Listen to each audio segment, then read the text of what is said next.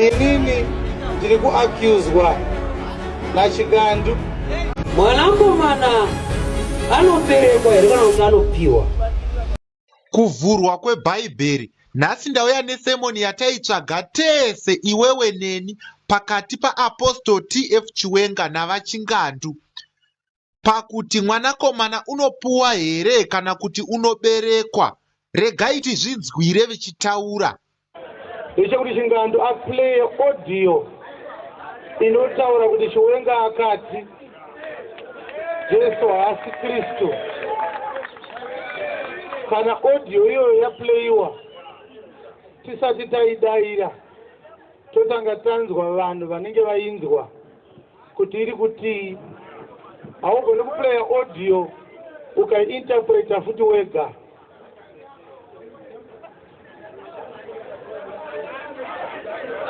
Vhangeri inoclarifayiwa, inobvumidzwa vhangeri. Pauro akatravhela akauya kuJerusaremu kuzoclarifya vhangeri naPeter. Saka ndo zvatoda kuti zviitike. It's a very simple matter. This is 25 minutes to 5. Ini nguva yangu inotanga na 5. Saka handisina kuparidza, da kuti tiitaure kusvikira kana mangwana sezvaaita. Toda kuti dzidairwe nhau idzi pane kuti munhu amire akapfeka sutu sezvaakaita izvi achiuya kuzonyepa every day. Chiwenga akati zvaasina kutaura kuti tidairane ini ndaChingandu, kuti tidairane ini ndaChingandu. Toda kuti Chingandu apointe munhu waanotrusta agone kuita enka wedu, anenge achiti iwe chitaura iwe chitaura, achitipa nguva. Toda kuti Chingandu apointe munhu waari kuda kuti aite mediator kana kuti moderator. Handifunga kuti zvakaipa izvi, handifunga kuti zvakaipa izvi. Chingandu ngaatsvage munhu waari kuda kuti ave moderator. Nhau dzaari kutaura dzotsengwa nemagwaro. Ndofunga ndo option yandinofunga kuti iri right.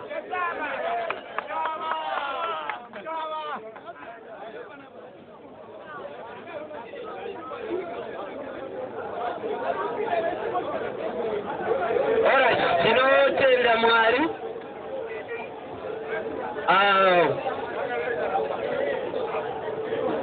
Ngatipindei mumagwaro macho. Good. Very good. Kuti tipinde mumagwaro panodiwa moderator na timekeeper. Iwe chitsvaga moderator, ini ndotsvaga timekeeper. Ayo, ini zvokutsvaga moderator regai Chingandu atsvage, nekuti tinozonzi ini ndauya nemunhu wangu.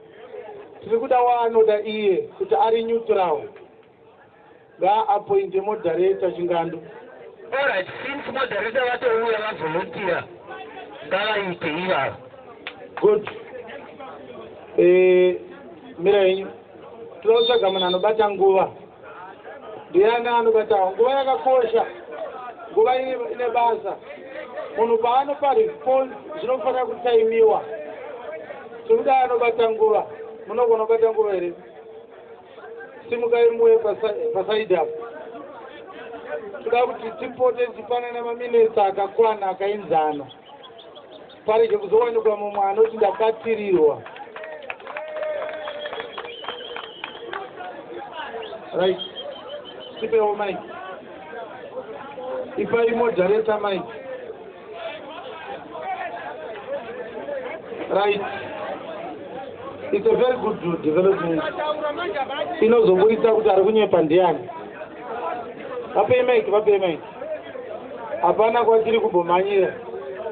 Nhasi hakusi kuparidzwa. Kuchaclarifayiwa vhangeri. Vapei vabate.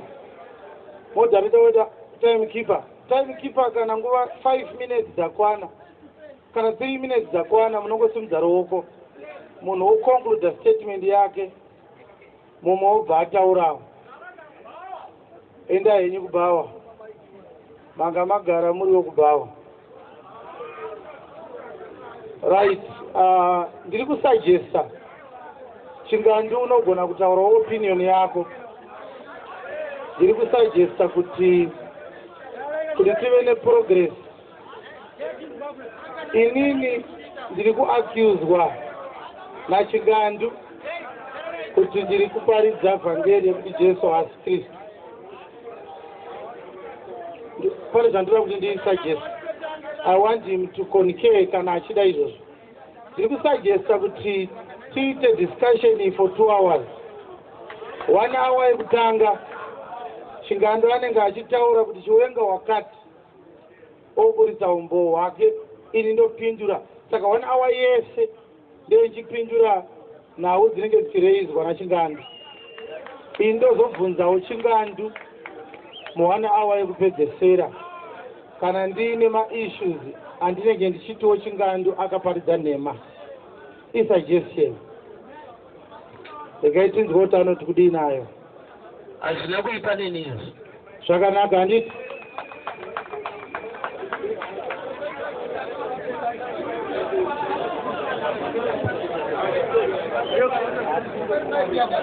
You can give me, it's okay. Yes, it is okay.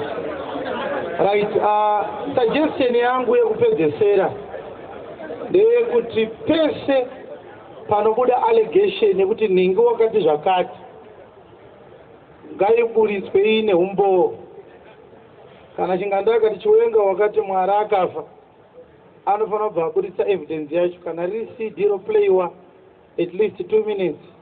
Kana pasina evidence hatisi kuda kudhila neESA. Haakwanise kuti wakati zvakati kana pasina umboo. Angatobvunza kuti ichokwadi here kuti wakati zvakati. Then the question arises from confirmation. Kureva kuti ndikanzwa kuti Chingandu akanga ari kuBhawa, ini ndisina umboo, handifaniri kuti Chingandu wakanga uri kuBhawa. Asi ndikatoti Chingandu ichokwadi here kuti wakanga uri kuBhawa, totangira ipa panditi. That way we don't waste time nekuresponda kuma allegations ari kuarise from rumors. Saka I want kuti Chingandu atange ngatibate issue 101 tisadziwanze. Tonight kuti since Matara my suggestions are now, Yes. maybe you also have got some suggestions also. It's fine. Let's give more sort of things. It's okay. All right. Joshua, tauya nemachea. Saka nasi tichagara pasi kune vanenge vachida havo kugara. Hapana chakaipa. Nhau ndedzaJesu ndiye akafira vanhu.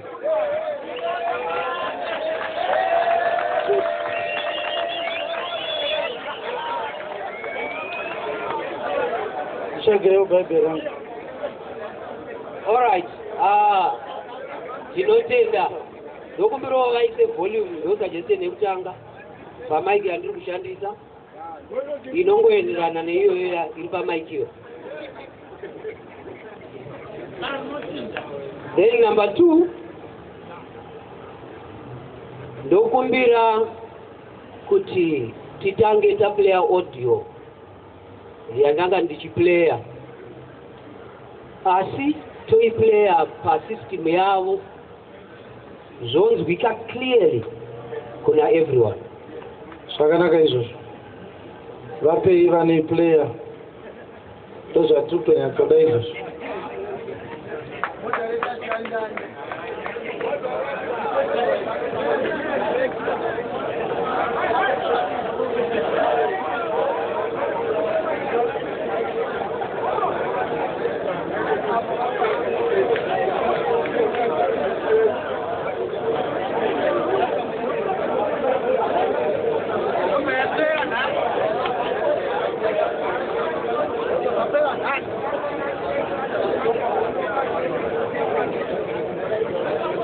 Aiwa, time haisati. Time inozotanga panoplayiwa audio. tati audio ngaingoplaywa 2 minutes I think 120 seconds dzakakwana kuti kana paine zvakataurwa zvinzwikwe tobva tazomupawo nguva yekubvunza mubvunzo wacho.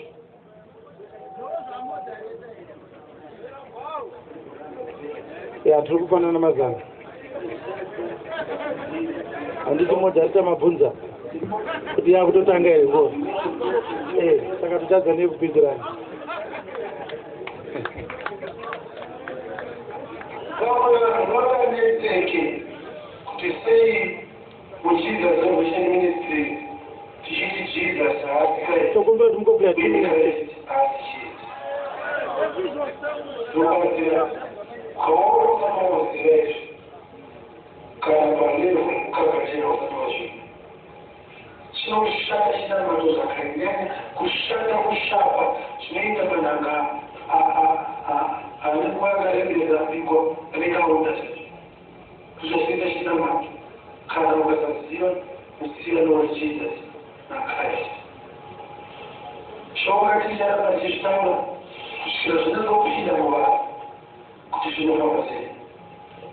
Jesus, not Christ, but Christian. Because in the name of Jesus Christ, one of the things for Christ is in the heart. This is what I can tell you. Challenge Chewing, challenge the Christian Chewing yesterday. But one of the Christ is saying, yes, Jesus. I should see you. Because Isaiah chapter 9, verse 6. It was evil. For unto us a child is born, and unto us a son is given. Isaiah is full of time as well. I was long enough to live. Continue to know and they walk.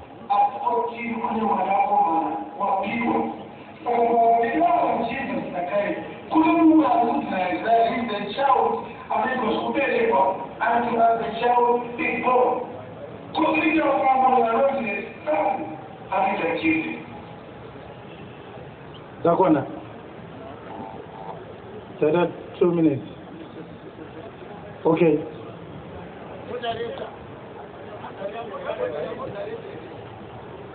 Alright. Tofuka kese tanzwa audio video ya play tajibu ya kese.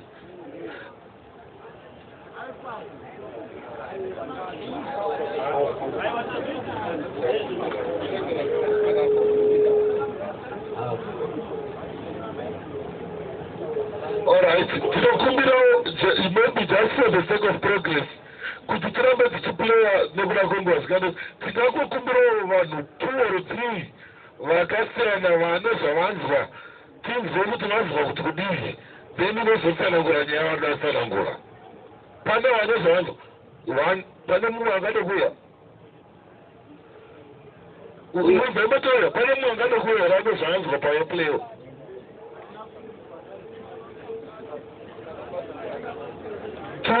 Pane mumwe wekupesera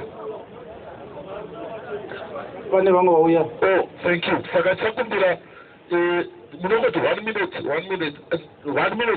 vamanzwa zvaplayiwa handitika then kana vapedza tozovapa mukana kuti muone mumwe ainge achitsanangura zvavanofanangura.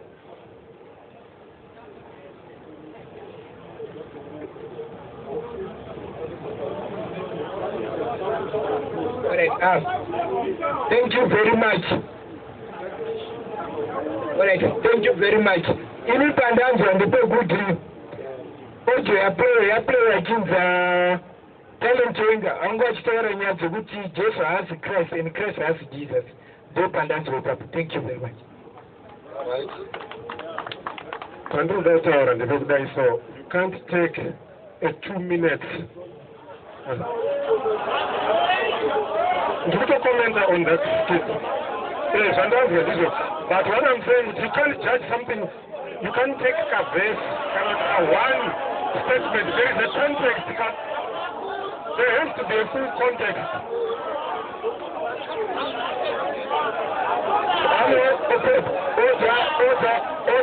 Order. I'm sorry. Ndinokumbira ndinokutenda ine zvamuri kuita asi ndinokumbirawo kana tisine tatoodza tobva tanyarara handisina kuti tive neprogress yakanaka ngative makristu vari vatiitire zvakanaka panotati tiri kuda vari kukomenta zvavanzwa ava varume vangatisavataurire ndisaka vari pano tivazozvitaurira nyaya dzavo tikuda ane zvaanzwa pane mumwe ane zvaanzwa ngauye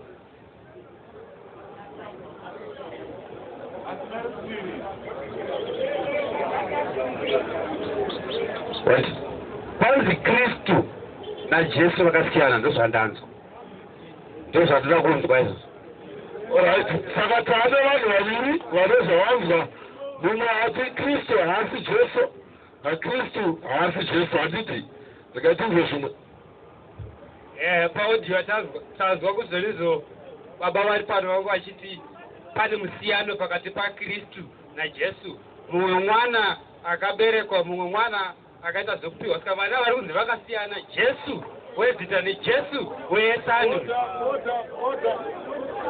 ndozvaanzwa ngatitarwadzoi ndozvaanzwa takumbira vanhu kuti vataure zvavanzwa ndozvaanzwa imi kana manga mune zvamamanzwawo mainge mauya ndozvaanzwa ngatiofeya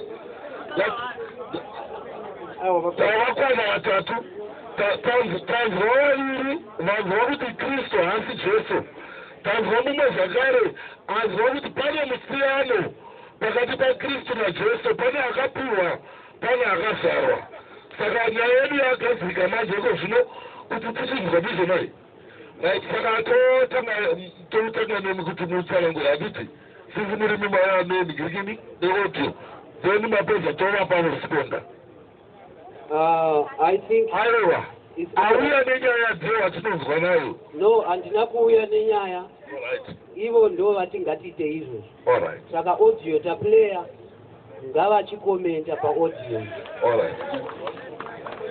okay ndanga ndichifunga kuti we are going to have questions raised dzichipindurwa ndikataka kukomenta kuda kuti ndipindure mibvunzo kwete kukomenta kozvekukomenta ndozvatanga tichiita all these days chingandanga achiti chiwenga akati ine ndichiti chiwenga haana kudaro saka ngatipindure mibvunzo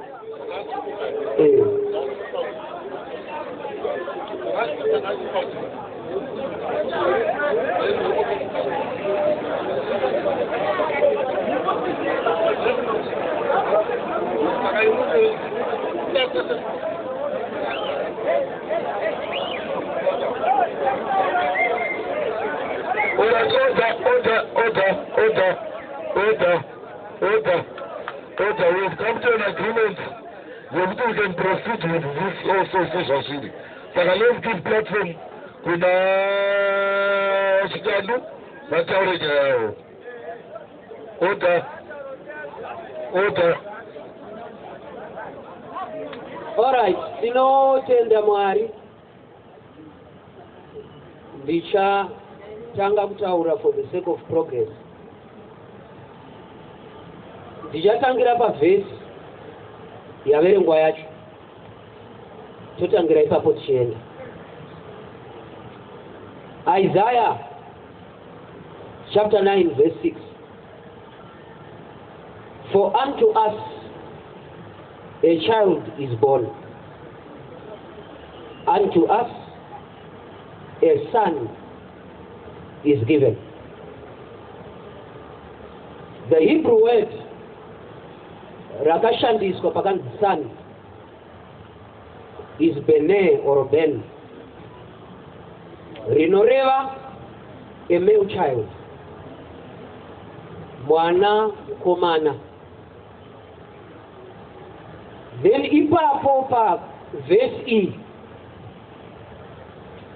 ndo parikunotorwa pachinzi Jesus na Christ vakasiyana. First point. Potorwa futi pachinzi mumwe anoita zvekuzvarwa mumwe anoita zvekupiwa. Jesus onzi anoita zvekuzvarwa, Christ onzi ndiye son anoita zvekupiwa. Turn up now Isaiah chapter 7 verse 14.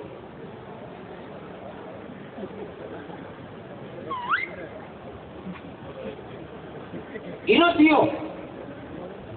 Therefore, the Lord himself shall give you a sign. Behold, a virgin shall conceive and bear a son, and shall call his name Emmanuel. The Hebrew word bear for son is the same Hebrew word beneh or ben. Pana Isaiah chapter 7 verse 14, mwanakomana ari kuita zvekuzvarwa. Pa 9:6 vari kunzi mwanakomana apiwa, po vapanonzi saka zvinhu zviviri zvakasiyana.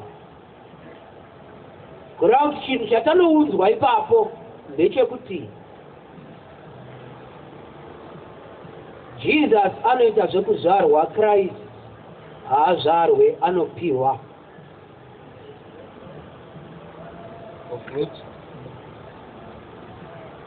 Anzi haazvarwe, anoitwa zvekupiwa. Ndichangovhura mavhesi maviri muconclusion yangu, ndongoaverenga ndisina kuakomenta, tozoenda mberi. Matthew chapter 2 verse 4. And when he had gathered all the chief priests and scribes of the people together, he demanded of them where Christ should be born.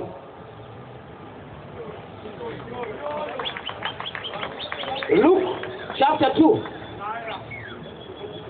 verse 11. All right. Ayo, tirikudzoka. Ayo, tikuda kufamba netai.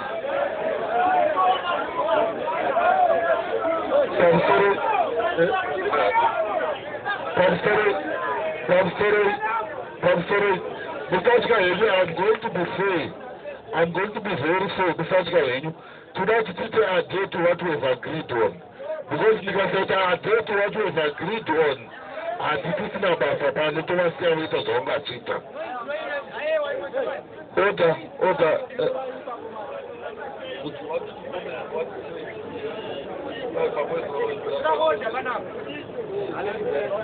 Alright.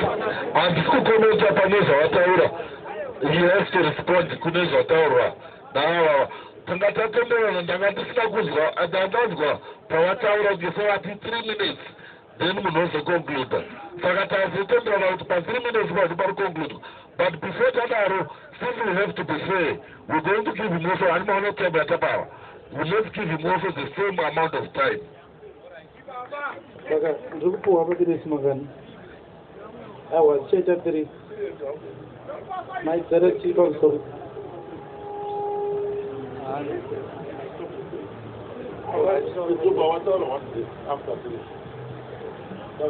What are on this after 3 minutes? So I'll give you 3 minutes, then I'll give you 50. Okay, I'll give you 4 minutes. Like funny very good janga jiblewa audio. So alright, point of order.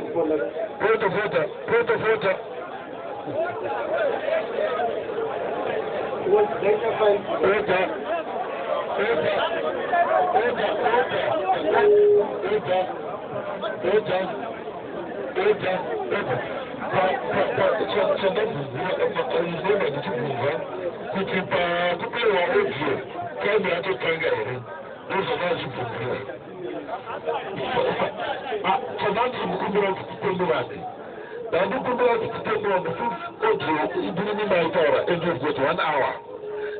We just give you 4 minutes. You respond.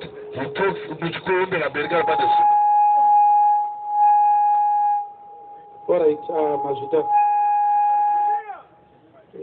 Tibatreo. I'm making clear no shikamaji manje. Allegation ndekuti ini ndakati Jesus is not Christ. Saka ndoya ndicharesponda kwa hili. Ndichaverenga first of all the book of 1 Timothy chapter 3 verse 16.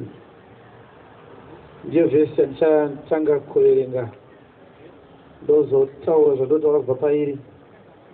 Anoti iyo Paulo anoti iye, and without controversy great is the mystery of godliness. God was manifest in the flesh, justified in the spirit, seen of angels, preached unto the Gentiles, believed on in the world, received up into glory. Pana zvinhu zvitatu zvinorehwa nevhesi zvakakosha. Chekutanga ndechekuti nhau dzeumwari dziri kunzi without controversy, it's a great mystery.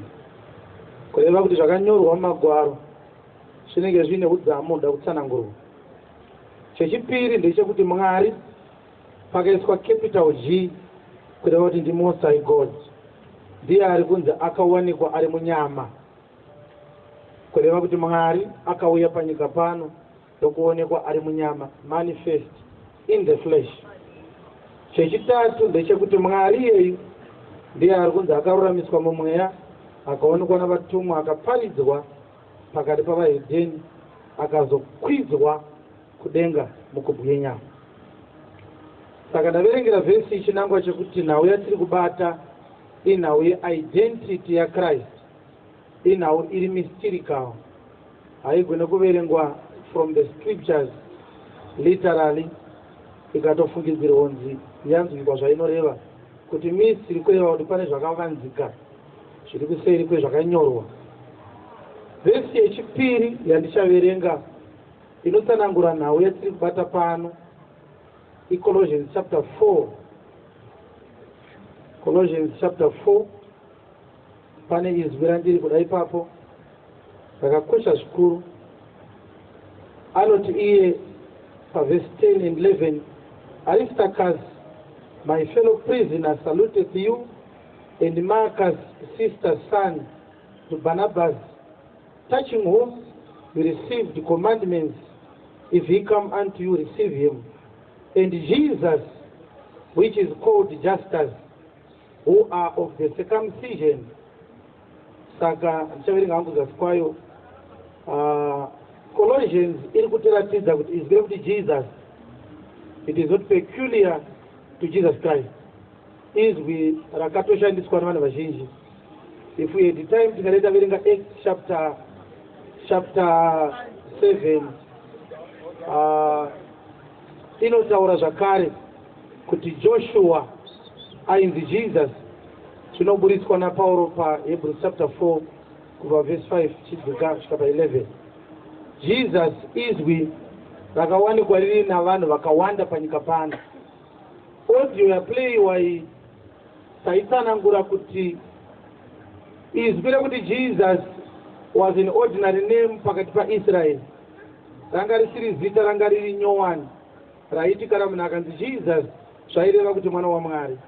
It was an ordinary name. Pane identity yaKristu paizwi rekuti Christ, ndo pane identity yaChrist. Order. Pane identity yaChrist panhau yekuti Christ ndo pane mystery yacho yese. Because kumashure hakuna munhu akambonzi Christ. Saka ndo zvinorehwa neaudio yaplayiwa. Now, regai ndipedze ndichitaura ndichiti ndichaverenga bhuku Alright, moderation discretion, Pamsore, Order, ndinokumbira nzeve dzenyu.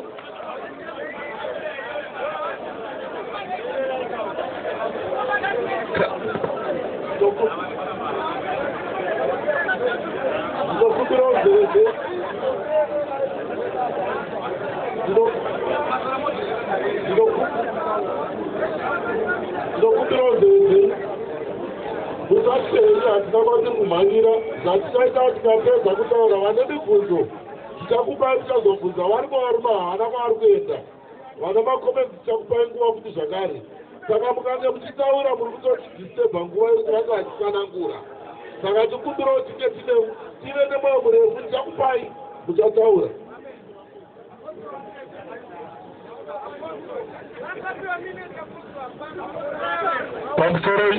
pamusoro muri kutovakanganisira kana muchidaro hava tisaramba tidzorerana kwavari vese mukana.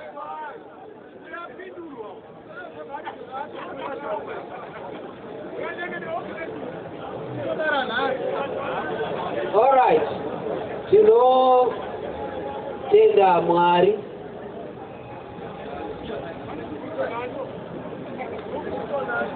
Ndichizokomenta komenti yandoda kupa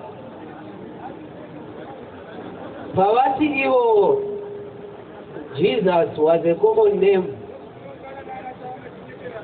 Ndikuda kubvunza kuti Jesus wavanga vachitaura paaudio vachiti akasiyana naKristu anoitwa zvokuzvarwa ndiye here wecommon uye ari kwese kwese wavari kutaurira?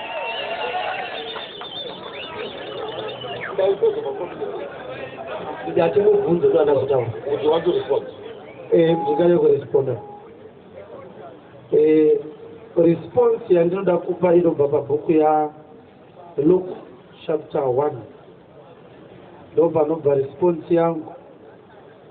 Rega ndiverenge paLuke chapter 2. Luke chapter 2 verse 21 inoti, and when 8 days were accomplished for the circumcision of the child, his name was called Jesus, which was so named of the angel before he was conceived in the womb. Even tikaverenga Matthew chapter 2 kubva verse 5 kusvika verse 11, Joseph achitaurwa naye zvakare nengirozi akanzi kana mwana azvarwa umutumidze zita rekuti Jesu. Saka mindiro iyo inotaura iyo kuti achizvarwa Jesu panyama hakuna kumboya instructions dzekunzi kana azvarwa ngaatumidzwe zita rekuti Jesus Christ, akanzi ngaatumidzwe zita rekuti Jesus, kureva kuti it was an ordinary name, ranga rakangofanana nemamwe mazita akambopuwa vamwe. Misheni yake yaizoburitswa kana atanga ushumiri hwake, yaakuburitswa iri true identity yekuti ndiani. For the 30 years dzaakararama, he lived as an ordinary child. I answered you. Do you want to proceed? Mubvunzo wandabvunza zvichida ndiri kunzwa sekuti handina kupindurwa.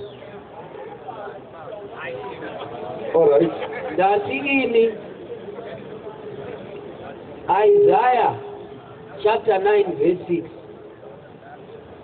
Pana ari kunzi a child is born, kunzi a son is given. What a child who is born is Jesus. A son who is given, what is Christ. Ivo vanga vageneraliza zita rekuti Jesus, of which iso hatitaura zvana Jesus vakasiyana siyana. Mubvunzo wangu ndewekuti vanhu ava wamati Jesus akaberekwa naKristu akapiwa, ipapo ndo pane mubvunzo wangu. Alright, vachita maybe zvibvunzo kuti zvatidzizo pavari pakubva tapo kuti vari kuda hongu here kana kuti kwete. Ndofana kutsanangura. Ndanzwa mubvunzo wavo. Regai nditaure ndiverenge zvakare John chapter 4 ndichikupindurai. Order. John chapter 4 verse 24. God is a spirit, and they that worship him must worship him in spirit and in truth. Verse 25, the woman said unto him, I know that Messiah cometh, which is called Christ. When he is come, he will tell us all things. John chapter 11, Zakari, nawi Verse 26, and whosoever liveth and believeth in me shall never die. Believest thou this? She said unto him, Yea, Lord, I believe thou art the Christ, the Son of God, which should come into the world. Mukaverenga zvakare Peter achibvunzwa kuti ndinonzani paMatthew chapter 16 haana kutaura zvakawanda, akati thou art the Christ, the Son of the living God.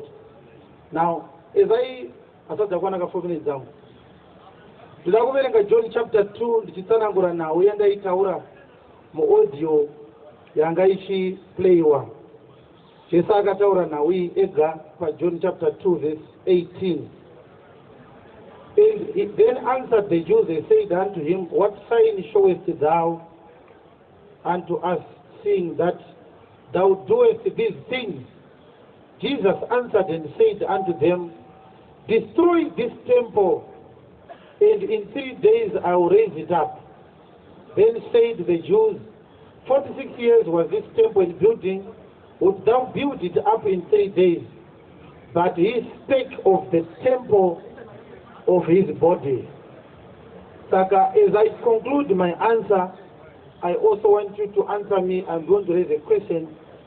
Jesu akati urikuda sign yandinokupai ndeyekuti paradzai temberi iyi ini ndichaimutsa namazuva matatu.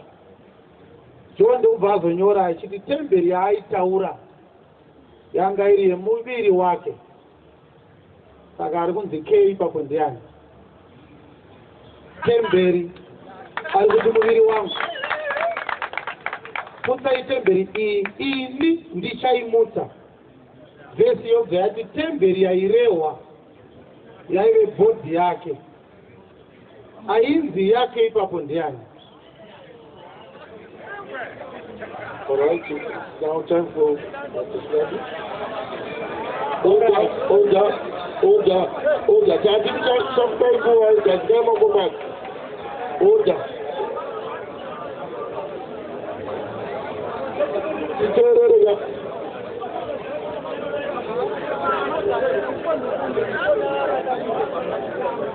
All right, tenda Mwari. Mavhesi mukatarira vhesi yandaverenga yekutanga inoti a son is born. Isaiah chapter 7 verse 14. Iyoyo. Order.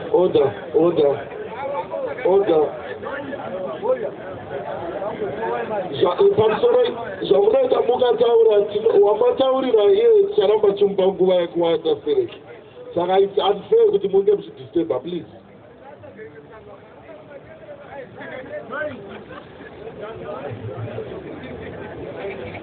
Isaiah chapter 9 verse 6. Unto us a child is born, unto us a son is given. A child that is born is Jesus. A son that is given is Christ. Isaiah chapter 7 verse 14.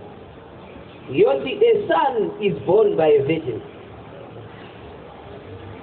Mwanakomana anoberekwa here kana kuti anopiwa. Kana chapter 9 verse 6 ichiti a child is born, a son is given. 7:14 yoti a son is born. Ipapo ndo pane kutadza kunzwiswa kwose ndichinodavira mubvunzo wandabvunzwa. Isaiah chapter 9 verse 6 zvairi kutaura, iri kungotaura kuti kwatiri mwana akaberekwa, asi mwana iyeye aberekwa uyu Mwari watipa chiri chipo chemwana mukomana. Havasi vanhu vaviri vakasiyana vari kutaurwa ipapo. Then tichienda kunodavira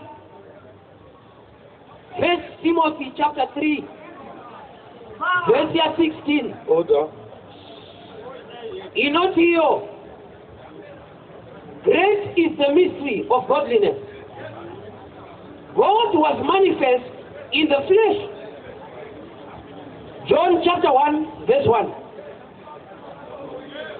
In the beginning was the Word, and the Word was with God, and that very Word that was with God was God. Verse 14. And the Word was made flesh. Let me say this. The Word shoko haina kupinda munyama. Shoko rakawa nyama.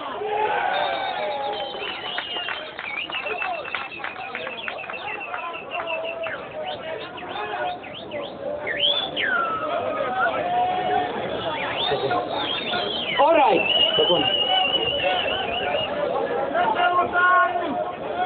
Saka dirikutini. Jesus is the Word made flesh. Jesus is not Jesus apekwa neshoko. Ati Jesus ndiye shoko ravanyama.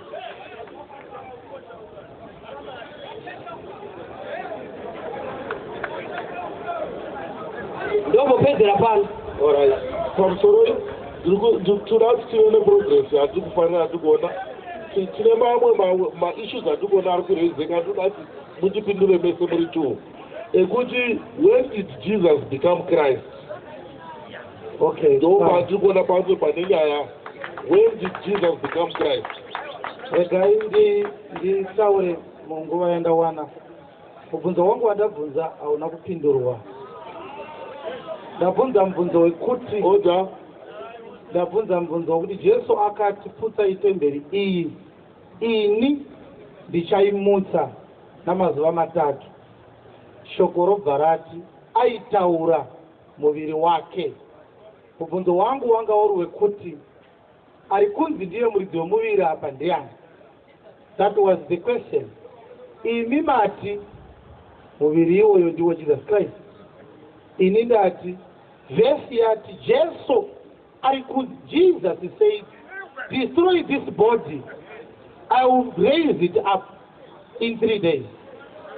Saka, from a contextual understanding, zvakasiyana. Pakanzi Jesu haana kuti ndiuraye akatiputsai temberi iyi. Jona akati temberi yaaitaura muviri wake. Mubvunzo wangu ndewekuti ari kunzi ndiye muridzi wemuviri apa ndiani? Hauna kupindurwa mubvunzo iwoyo. Right. Ndinga kutaura kunhau yanga ichitaurwa. Nguva dzangu hasadza kwana ndichine kuona kareba. Order. Baba, patakaparidza nhau iyi ine audio play wa 2 minutes. Dai iri nguva tingarete player yesu. Ndakatsanangura kuti mukaramba muchitaura kuti tinopa 4 minutes because then titajekta matai. Ndakatsanangura ndichiti Jesus Christ mazuva aya ari maviri anotaura identity yemunhu one. Nechihebheru kuti Jesus kuti Yeshua, kuti Messias, kuti muzodzi waMwari. Saka ndakatsanangura ndichiti kuti Jesus Christ kutiko the Savior who is the anointed one of God, kana kuti the anointed Savior. Ndo zvazvinoreva. Kureva kuti maziko kuti Jesus Christ haagone kupatsanirwa toti Jesu ngaamire uku, Kristu omira uku. Ndakazvitsanangura izvozvo. Asi achirarama kubva musi waakazvarwa akanzi Jesus, riri zita rakashandiswa nevanhu vakawanda. Chandakapatsanura mumharidzo dzangu dzese, ndakapatsanura Jesus Christ nemuviri waairarama ari mauri. Ndikati Jesus Christ akapinda mumuviri waakati paHebrews chapter 10 verse 5, chibayiro nechipo makazviramba, makandigadzirira muviri. Kubatanidza neJohn 2 yatanga tiinayo yanzi putsai muviri wangu ini ndinoumutsa. Hebrews iri kuti achisvika panyika akati makandigadzirira muviri, kureva kuti haana kuuya panyika ari mumuviri, muviri akawana apano, kureva kuti Jesu anogona kubuda munyama akaramba ari Jesu Kristu. Nyama itemberi yaigara mairi sekureva kweJohn chapter 2 yakataura. Saka ndichipedzesa ndinoda kuti ndiverenge zvakare, ndinoda kuverenga vhesi ndinoda kuverenga Philippians chapter 2. Inotaura iyo ichiti let this mind be in you which was also in Christ Jesus, who being in the form of God thought it not robbery to be equal with God, but made himself of no reputation, and he took upon him the form of a servant, and was made in the likeness of men, and being found in fashion as a man. Kureva kuti vhesi iri kuti akatora fashion yemunhu. Ndio zvinorehwa nevhesi iyoyo. Akatora fashion yemunhu, kureva kuti akawanikwa ari semunhu iye akanga ari Mwari. Saka ndiMwari aigara munyama. Ndio zvatakaparidza izvo. Alright. Pamusoro.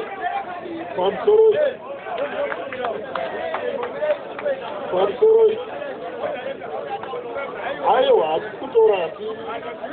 Alright. Pamusoro.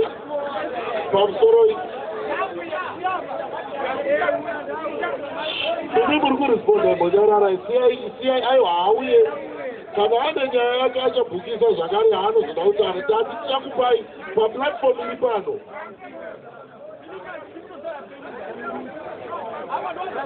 Pamusoro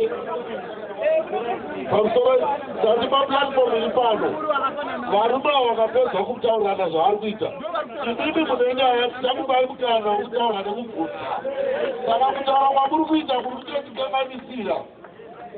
kutotikanganisira. Nevapedze nyaya tichakupai mukana, vane mubvunzo muchabvunza havasi kutizwa vari mavo.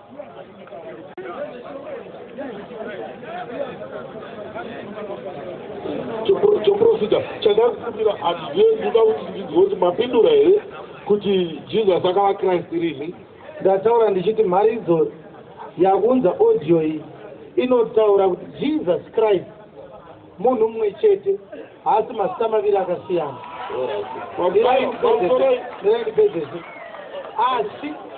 Asi paakazvarwa akanzi Jesus nekuti Mwari akanga apinda munyama, ndokubva nyama iya yamborarama iri ichimachuwa kuti asvike palevhu yekuti akutanga kushumira, nokuti aifanira kuenda nenyama iyoyo pamuchinjikwa kuti agobhadharira vanhu zvitadzo ari munyama.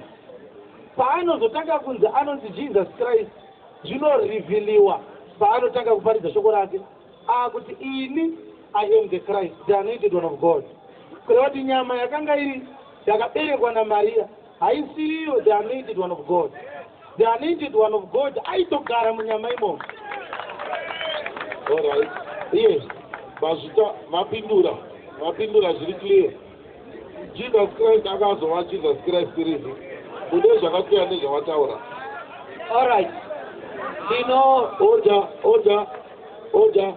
Tinotenda Mwari. Luke chapter 2 verse 11. For unto you is born this day in the city of David a Savior, which is Christ the Lord. Order. Taurai. Vari kutaura izvi vatumwa, vari kutaura nemashepherds,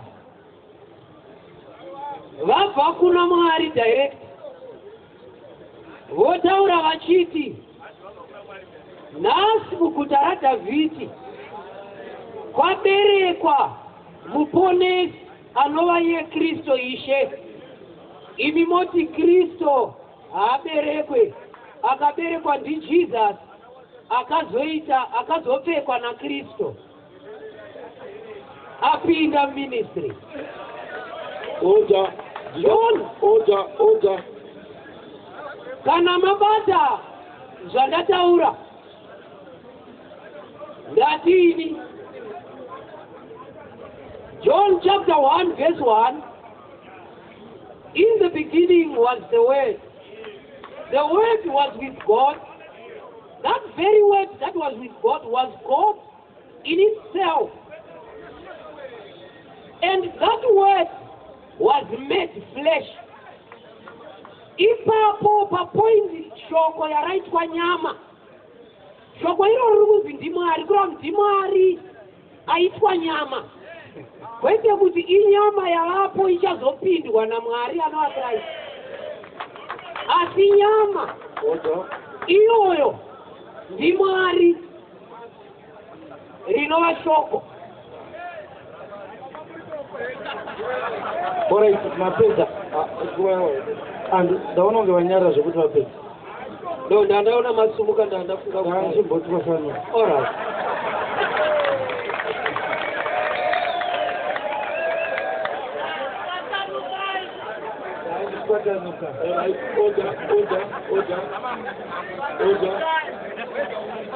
Bora hivi.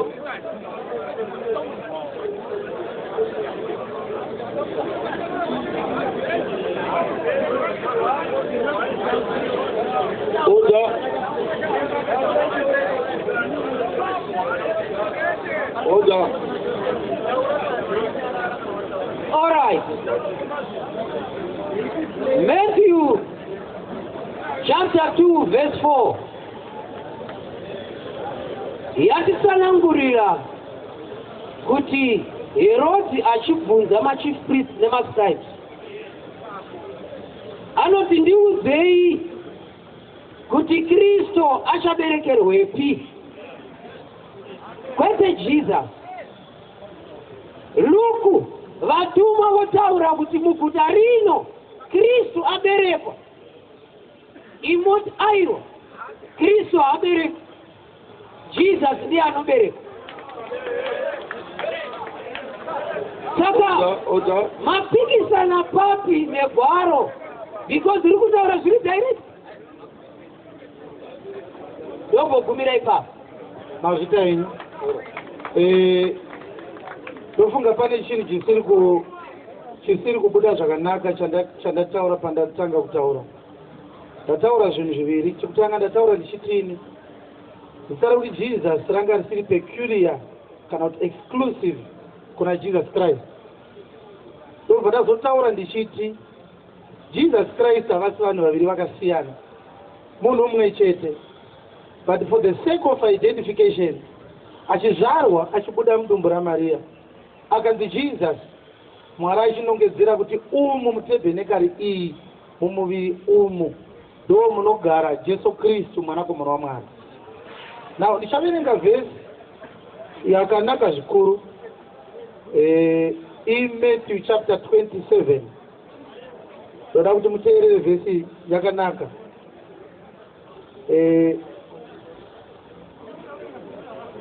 Zvandachikumbira kuti zvitibatsire kwamuri bese, ndachikumbira mumwe akaisa mavhesi aaisa atitika pamunoresponda starting from mavhesi iwayo manzwisiro enyu zvimwe chetewo nemi vakaisawo vhesi avaita munoresponda mavhesi avataura mozoisa henyu enyu amaisa maresponda pamavhesi mazvita enyu asi madika masecond gam ndondwari tinokupai ndozinohatatobodyira tamave right. Regai ndiresponde kuna uyanzi kwazvarwa Savior anonzi Christ.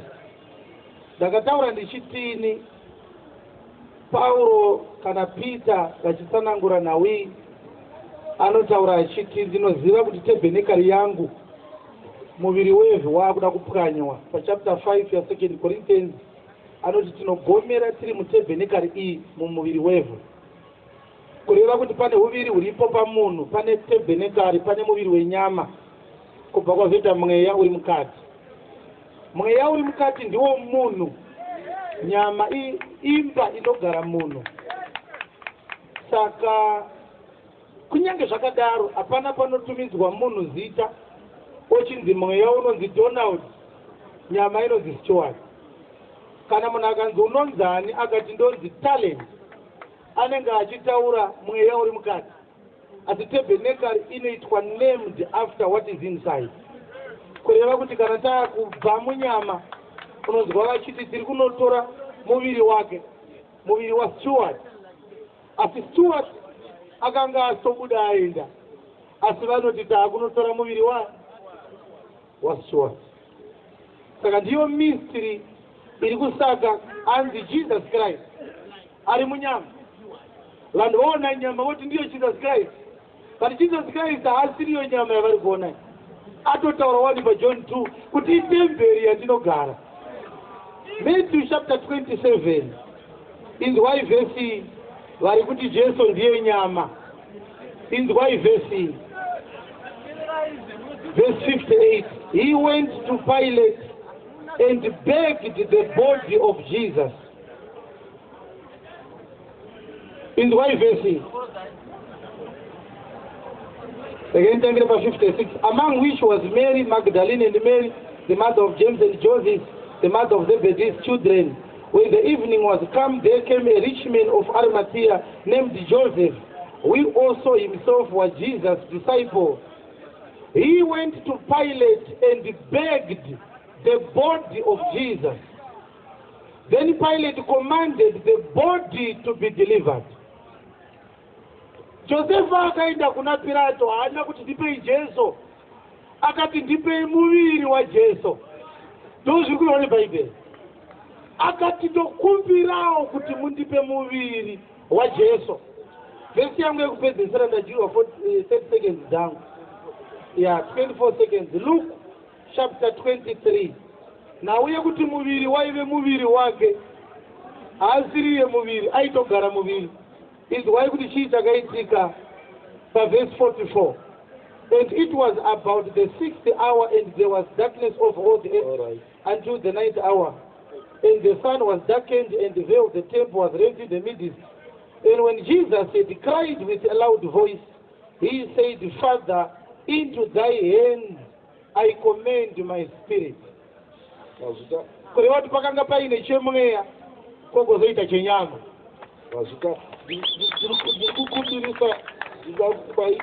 Ndiri kukumbirisa iko zvino because pane mavhesi anoandika kuti ndidzidzwe zvakare muchimaresponda avawo tisati vazoresponda enyu. Andachida kuti ndidzwe vachiresponda ekuti vati Jesus Christ was born. Ndachida kunzwa your response on that, but since yangu yavo rega tirape zvinozoitera kuti mugozotibatsira. I will give you maybe 1 more minute yekuzotirespondera that one iyo. I will do that. All right, tinotenda Mwari nenyasha dzavo.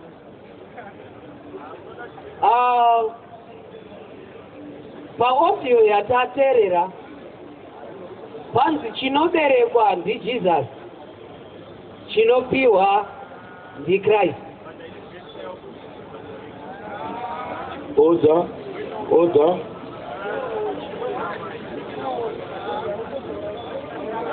Don't worry, vanozvipindura vari pano mukavamhanyi, vari pano vese vanozvipindura.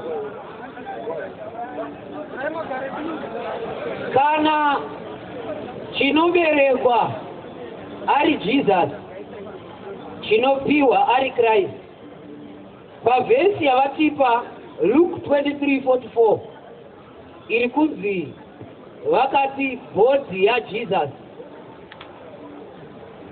Vakushifta here kuti Jesus uyu spirit, haasisiri bhodhi yaberekwa, kuchizonzi bhodhi yaJesus. Kana ivo vambotiti bhodhi ndo Jesus, spirit ndo Christ.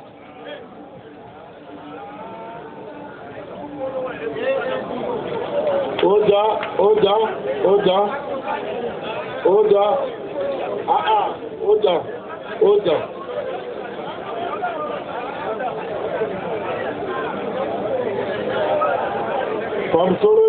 Pamusoro takupai nguva yenyu muchataura siyai vataure ava varipo havasikiza vanozvipindurira pavanapindura havana tombokumbira kubatsirwa kupindurwa saka vaiwa siyai vanozvipindurira vega varipo enderera mberi.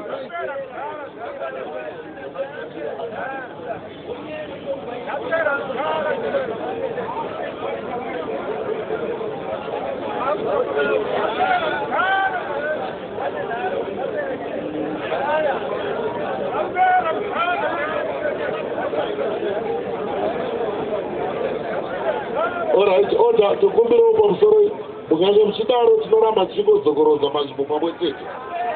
Order.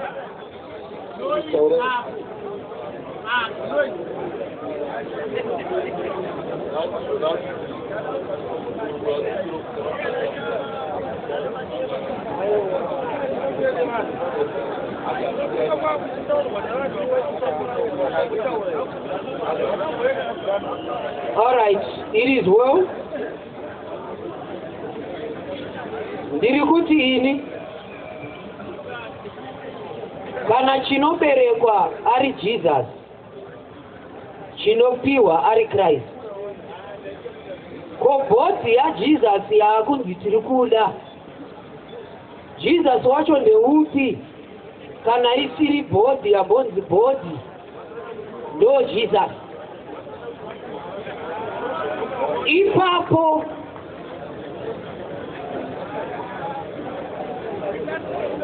regai tipinde mune mamwe magwaro. Order. Ngatiende mwana waMwari. Order. Kwamuri muri kutotaura zviri tokumbira inini. Saka muri kuti havupo kwamuri.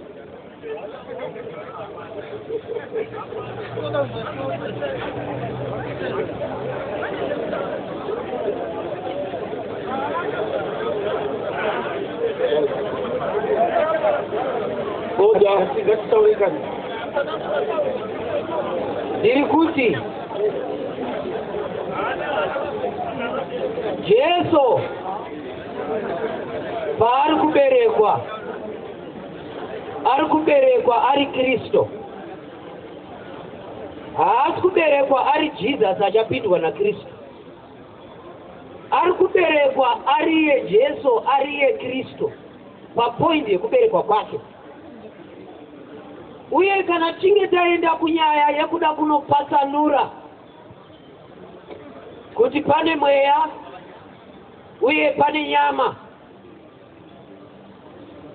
bonzi mweya ndo unopiwa, nyama ichiberekwa. Ndonobvunza mubvunzo miviri ndichino ndibvunze wani. All right.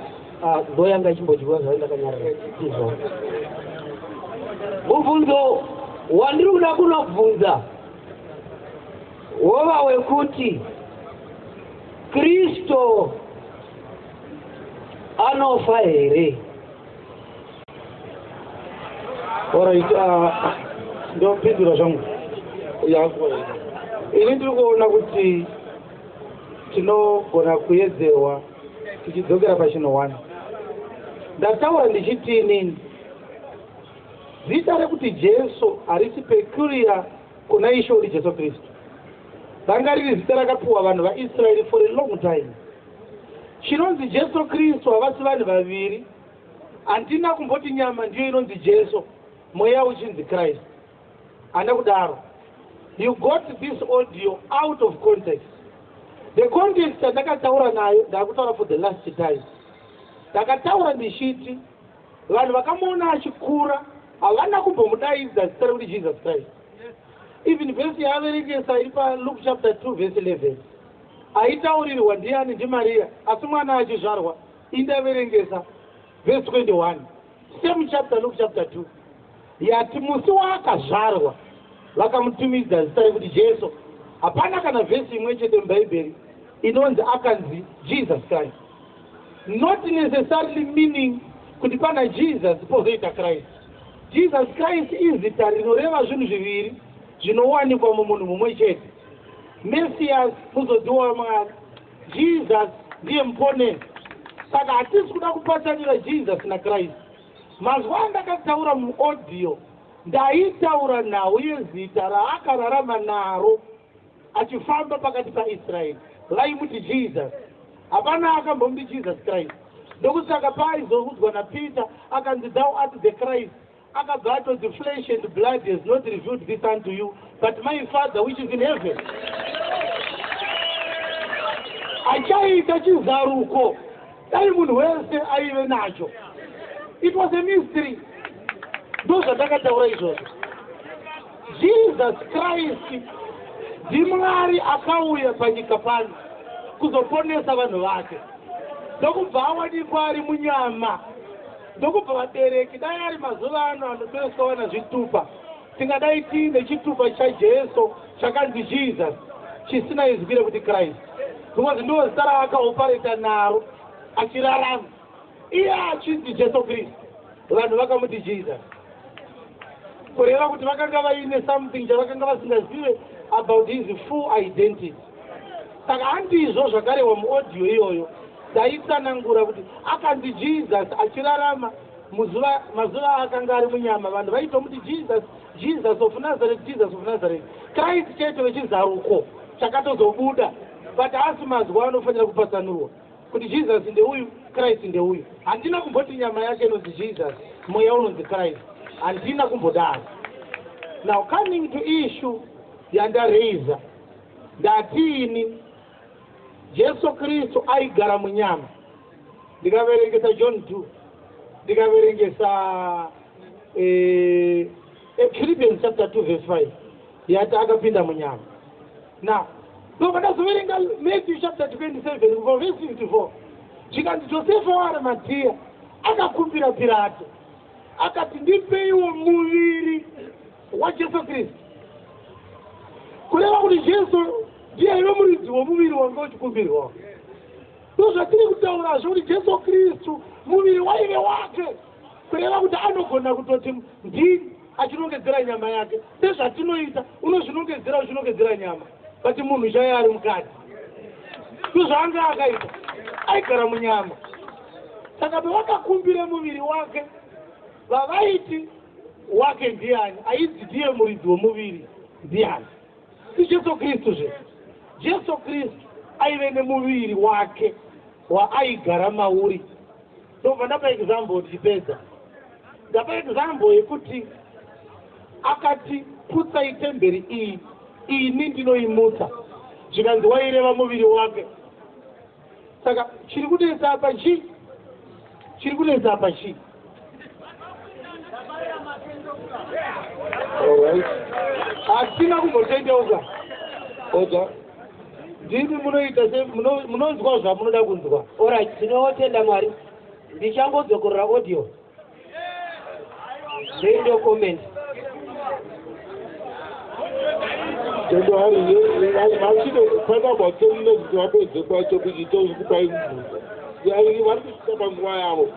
Ikangokwana dzemunhu.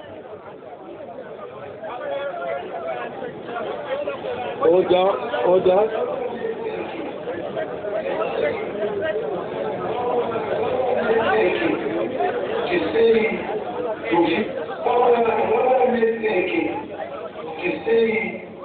Jesus ministries, Jesus as Christ, being Christ as Jesus. So that the core of the village can value and cover the motion. So shut kushaka, snail and a little people, and they go with us. So Lord Jesus and Christ. Só que quiser fazer estão os não fizeram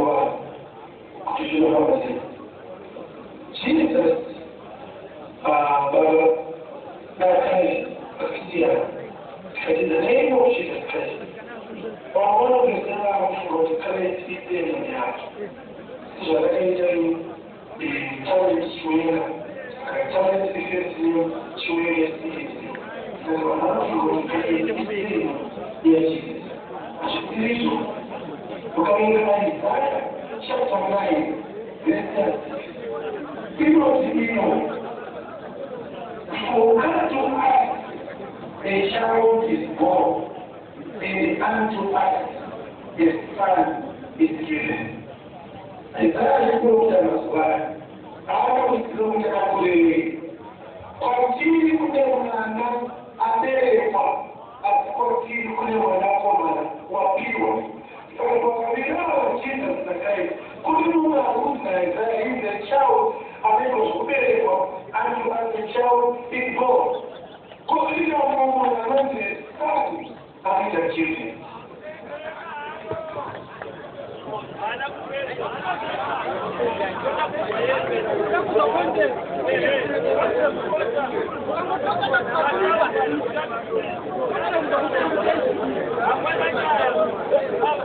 Varume, ndapiwa 4 minutes, ndisenderewo nditaure 4 minutes zangu. Saka ndaplaya 1 minute 40 seconds. Chiregai ndipedzise. Zvatateerera apa, vanhu Jesus na Christ vanhu vaviri vakasiyana. Izvo ndazvinzwa ndazvibata. Jesus akazaita zvokuberekwa, Christ anga zvokupiwa. Saka Jesus ari kuita zvokuberekwa ibhoti here, Kristu ari kuita zvokupiwa ndiani? Kana bhoti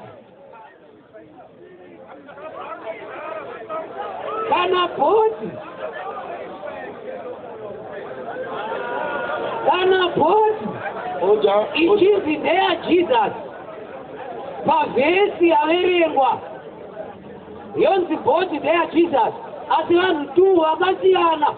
Saka Jesus kana anzi ndiye anoberekwa, ko bhoti yaJesus akaberekwa Jesus upi uye Christ ndeupi? Ari kunzi vanhu vaviri vakasiyana. Papi pamusina kunzwa kana panzi vanhu vaviri vakasiyana. Mashoko aya ndiri kufabricate kana tiri kutaura zvatanzwa tese. Jesus na Christ vantu vakasiyana. Jesus ndeupi? Christ ndeupi? Muchini 24 seconds. Saka ndiri kutini ndichiverenga mamwe mavhesi. Matthew chapter 1 verse 16.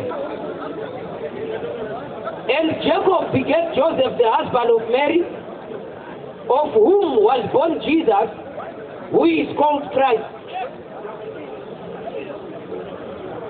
2 verse 4. And when he had gathered all the chief priests and scribes of the people together, he demanded of them where Christ should be born. Christ anoberekwa. Jesus na Christ chinhu chimwe chete. Parunzi a child is born, a son is given.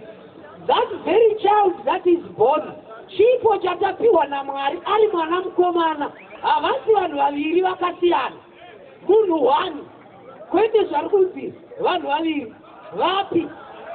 Okay, all right. Murume uyu ataura for 4 minutes 54 seconds. Right. Pane zvinhu zviviri zvandinoda kuti nditaure. Chekutanga ndechekuti ngatiregei kuisa mashoko kumberi kweataurwa. Let us stick kune zvaita sei zvataurwa muaudio. Andasanangura handichadzokodza zvandasanangura. Ndanga ndichitaura nawe kuti Jesu achizvarwa akatumidzwa zita rekunzi Jesus, haana kutumidzwa zita rekuti Jesus Christ. Ndikataura ndichiti izwi rekuti Jesus harisi zita rakatanga naye. Vana vakawanda vakararama vachinzi Jesus, nanhasi variko. Now saka context yeaudio yataurwa iyi haigona kupa conclusion yekuti ndakati Jesus mumwe, Kristu mumwe, nekuti hauna kuzoplaya zvakataurwa kumberi. Saka uri kuisa mashoko kumberi kwezvataurwa. Ngatirege kudaro.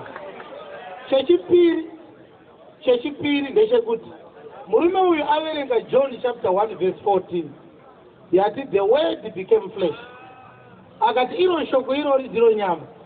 Ini ndataura ndichiti zvinoda kududzirwa, ndosaka tichizoparidza kutsanangura zvizvi kurehwa.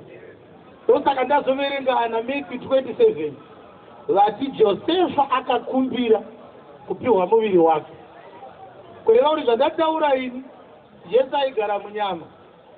Ndo zvaakutaurwa nachingano kuti anonzi Jesu Kristu aigara munyama, nekuti munyama maive nechakanga chirimo, ndo chakanga chabuda musi wakazonzi naJosefa ndipei muviri waJesu. Kureva kuti muviri naJesu Kristu vanogona kupatsanurika, asi vakagara pamwe chete anongoramba achinzi Jesu Kristu. Sezvatakaita nhasi uno kuti mweya ukabuda tinoti Peter ashaya, taakunotora mutumbi wani. Asi Peter kana mweya usati wabuda atiti muviri unonzi John, mweya unonzi Peter. Ndo chakavanzika chacho ichocho chekuti Jesu Kristu akabva kudenga ari Mwari, ndokuzouya ndokubva agara munyama. Paari kufa ari kubuda munyama, sezvinoita vanhu vese. Kana tichiti munhu afa tinenge tichiti mweya woita sei? Wabuda. Ndo waiti baba ndinoisa mweya wangu mumaoko menyu, nyama ndokubva yaita sei zvayo yasara. Nyama yakati iyo itemberi yatinogara, yamunoti kana mukaputsa ini ndozoita sei? Ndozoimutsa nyama iyi. Ndozvaakataura. Now regai ndipedzese ndichiti zvandakataura zvakanga zvichitsanangura nhau yekuti muviri hausiriwo Jesu Kristu, asi kuti wakanga uri muviri waJesu Kristu. Ndokusaka iye akati temberi iyi zvikanzi aitaura muviri wake, kureva kuti muviri yanga iri property yake, muviri wake, muviri ndewaJesu. Asi kana ari mumuviri anenge achionzi Jesu Kristu, kunongedzera nyama iyoyo ndado maanogara. Ndo zvandakaparidza izvozvo. Saka hazviite kuti tirambe tichikurukura nhau iyi imimi moderator. Chingando akagara haiti Jesu Kristu munhu mumwe chete. Ini ndichiti ichokwadi chataurwa nachingando, Jesu Kristu munhu mumwe chete. Chatiri kupesana ndechemuviri wenyama. Nyaya yatinayo ndeyemuviri wenyama. Chingando ari kuti nyama iyoyo ndiyo Jesu Kristu. Ini ndiri kuti to what extent, what is the understanding, what is the deep understanding of that position? Now I want to conclude by answering his question. Ati Kristu anofa here? Mubvunzo iwoyo yaubvunza nakupindura. Anofa. Nekuti kufa kwatinoita panyika pano kubuda munyama. Ndokwaakaita. Akabuda munyama. But kana tikaziva kuti Kristu aigara munyama, Kristu ndiMwari, kureva kuti mweya wakanga uri mukati haugone kufa, ndando wakanga watouya kuzomutsa mweya yakanga yakafa, yakanga iri panyika pano. Jesu ndiMwari, saka Mwari havafe. Wedha ari panyika kana kuti ari kudenga, Mwari anogara nokusingaperi. Mwari haafi. Pari kunzi akafa, pari kunzi akabuda munyama maaigara, sezvatinoita tiri panyika pano. Ndozva zvinokoreva chete izvozvo. All right, time up. Did you cook? Sorry. All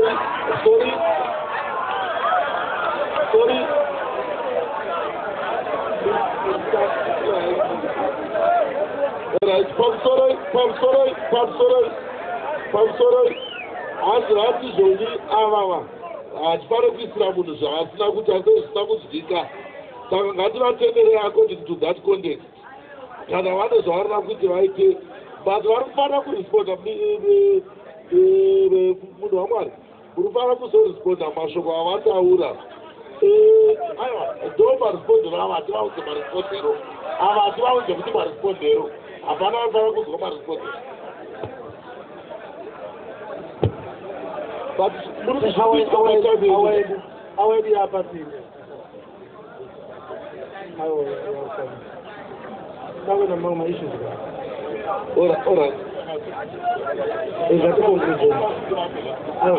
ngatikonkludei izinto zobvunzawo because ineyakari marigation dzari kulevhiwa zinesimika takubvunzawo anguka even to conclude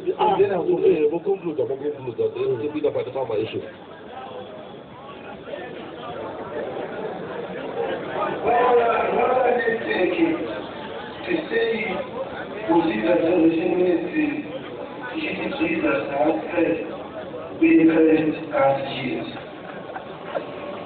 Do I call on with relation? Can I live in courage of the motion? To share with the Macarian, who shared the Mushapa, Snake Banana, and the work I did that people make a message. To just finish the man, come with us here, who see the Lord Jesus. Chora que será a gestão, os que não convidam ao ar, que chegou a fazer. Jesus,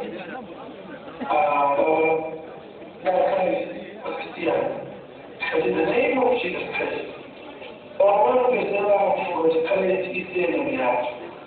So I the challenge to challenge different name to name. Like one of them was coming to get in Jesus. As it is so, Isaiah chapter 9, verse 6. It was evil. For unto us a child is born, and unto us a son is given.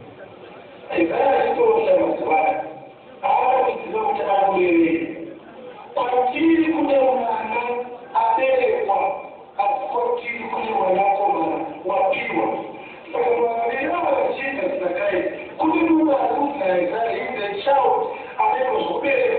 And as the child is born, consider all the son as a gift.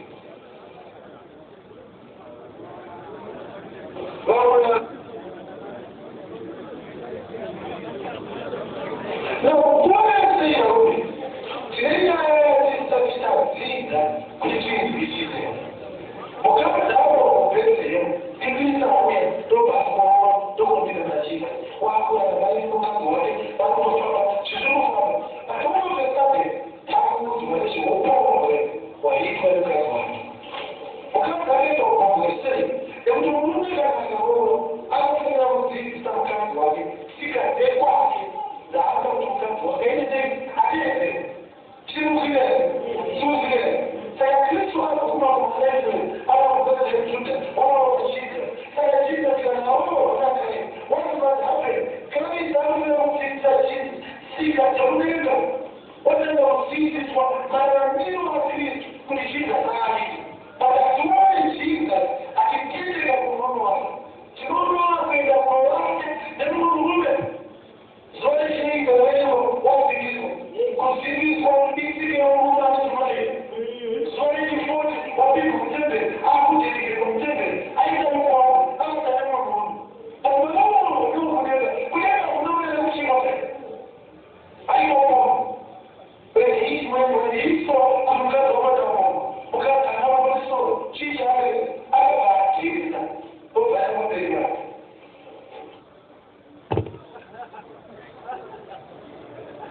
Did she conclude per minute, Sarah?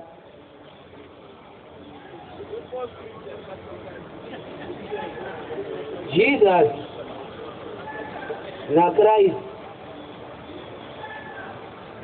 vanhu vaviri vakasiyana. Order.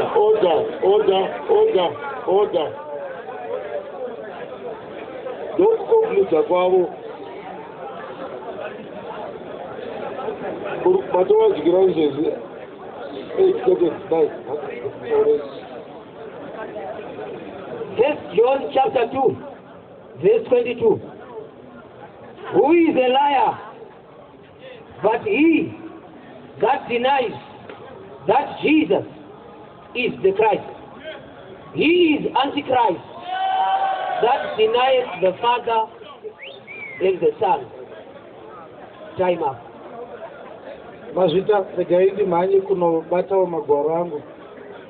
Chekutanga ndechekuti vhesi yavaverenga iyi yakanaka zvikuru. It's a very good scripture. Yakanaka zvekuti ndofunga kuti dai taiverenga tichinonokera tingadai tiine some sound understanding.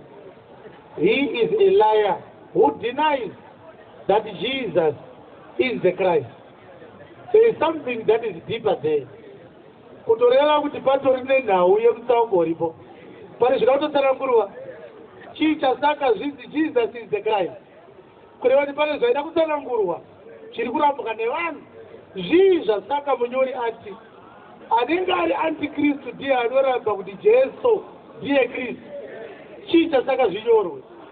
Padivi kunzi anonyepa ndiye anoramba Jesu Kristu, asi panzi anoramba kuti Jesu ndiye Kristu. Tode kutsanangurwa zvo. Tode kutsanangurwa zviri pachena. Zvaida kutsanangurwa. Dai zvanga zvine zisipo ezi is alleging. Dai zvisina kuti Jesu ndiye Kristu. Pakadai pakanzi Jesu Kristu.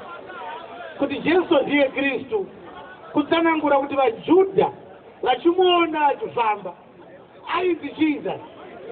But panyaya uye kuzoziva kuti ndimwari yanga akaiswa munezwi rekuti Messias, munena kuti Christ. Kutoreva kuti vhangeri inofanira kuparidzwa ichiti Jesus is the Christ, kwete kuramba kuti Jesus is not Christ. Madetails akuda kutsvagwa ayekutsanangura kuti zvii zvazosaka zvizi nevamwe Jesu haasi Kristu. VaJudha vairamba nekuti vaiti Mwari haagone kuveza achigara kuGarirea, Mwari unogara kudenga, uyo haagone kunzi Kristu nekuti ari munyama. But vachimuona ari munyama, Jesus. Kutoreva kuti iye wamuti Jesus ndiye Kristu wacho. Ndiro zvataitsanangura izvozvo kuti havasi vanhu vakasiyana pakunzwisisa kwaMwari. But ngativapatsanurei tichitarisa chavaiti Jesus nechinonzi Jesus Christ. Chavaiti Jesus inyama. Ndosaka vaiti haugone kuita Kristu nekuti uri munyama. Saka Jona achinyora ari kuti aiwa hamurambe kuti ndiye Kristu nekuti ari munyama. Iye Jesu iyeyu ndiye Kristu wacho. Kuti totsanangura izvozvo. Iye Jesu iyeyu ndiye Kristu wacho. Iye Jesu iyeyu ndiye Kristu wacho. Nekuti aifamba achiti Jesus Kristu chaive chizaruko. Chachisiri hapana paakamboti Kristu achifamba. Enda unobvunza mavhesi ese ataverenga akanga achinzi kana azvarwa ngaanzi chii? Jesus. Kana azvarwa ngaanzi chii? Jesus. Saka nguva dzangu dzakwana here hatisati.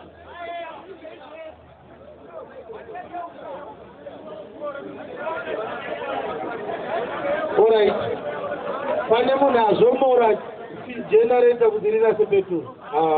Regai timbomira rigadzirwe yakazvomorwa kebho yepetrol.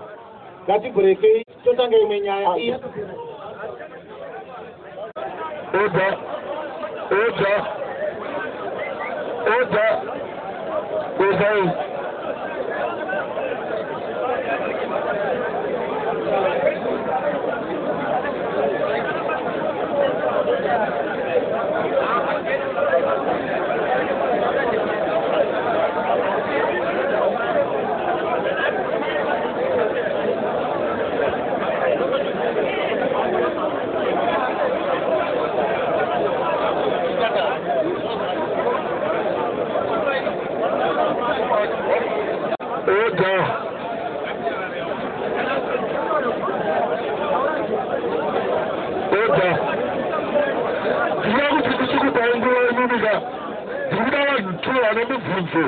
yavanobvunza kuvarume vanyirava kana pane vanhu tu vane mubvunzo zvatisaita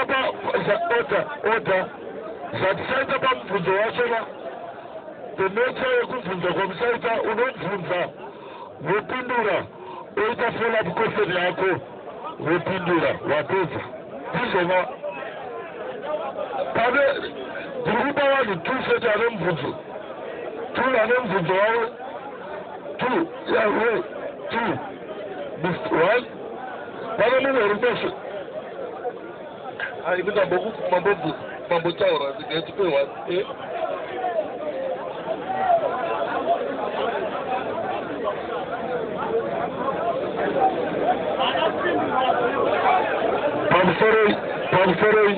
pamusoroi ndinokutendai nerunyararo rwamakamaakaita ngatiramboitire mweya ndiri kuona progress hombo dai tanga tawana mukana wekuramba takanyarwa vane munhu vacho vaitizve ndada kupota heya iriku yaibuyira saka tichamira tichamira ndati the nature yemubvunzo wedu mabvunziro atichaita you ask a question to whoever wauna kubvunza achapindura apindura une follow up question or follow up comment yaunayo iyo responda kuti zvakare zviri clear saka regai tinduruwe vachiendawo zvakare alright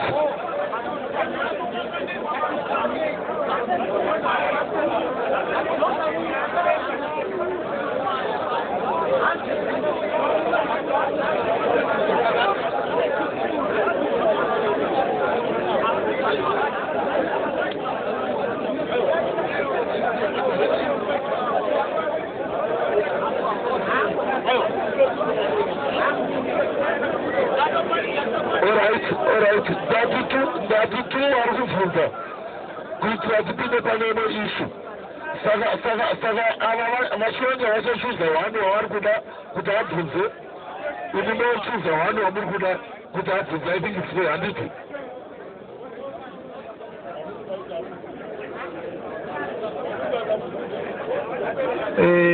sikuchuza pane vanhu vari papo indochuza anobvunzani ayo ndikuchuza anobvunza inini here anobvunza ayo alright saka imi michibvunzai vachingandi motsvaga anobvunza weini alright sorry henyu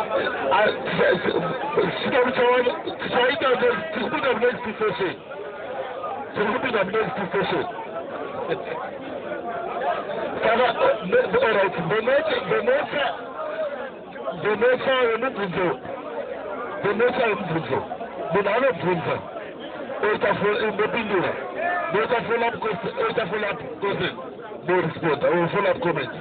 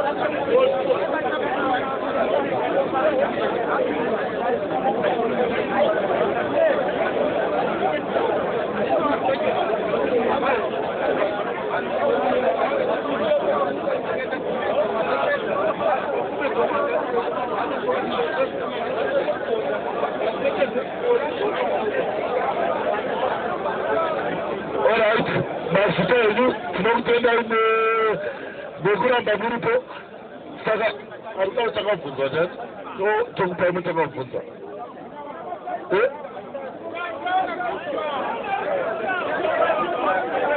alright Takuda kuenda panono, satoenda panono. Tinova nomvunzo, saka tisatanga nehama yangu. Isabvunza vachingandu vakanyarara. Vopinduro imi makanyarara. Vapedza kupindura mucharesponda nequestion or necomment. Ivo vezotaro zvataura pavanozotaro pekupedzisira mbe makanyarara. Zvinocheta kuna musichale vachabvunzawo vakanyarara. Vopinduro imi makanyarara. Moresponda vakanyarara pavanozorespondawo hamusina zvekutaura. Handiti.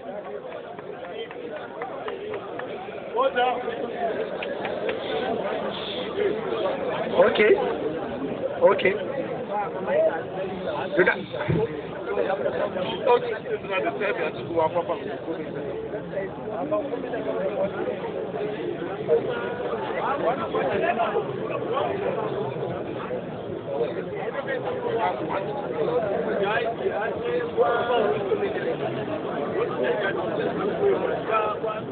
Okay.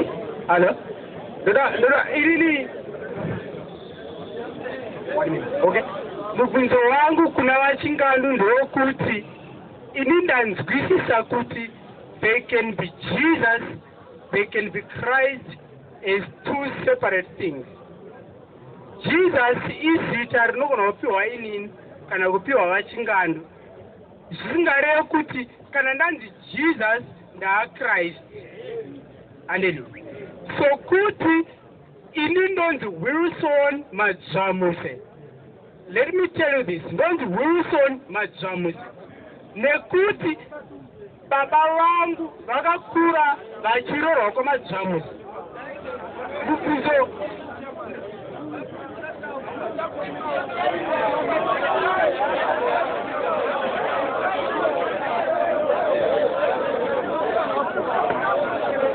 Sorry for that, sorry. Don't withdraw. That's why I say, don't withdraw any minute. Don't withdraw.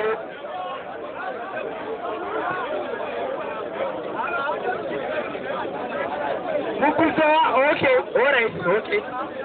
Okay. Thanks, alright. Okay. Mubvunzo wangu ndekuti pandati Wilson Majamuse ndiroko Majamuse here. Nekuti baba vangu vakarerwa kwamai kwamajamuse. Saka ndiriwo ikoko here. And the same yekuti Jesus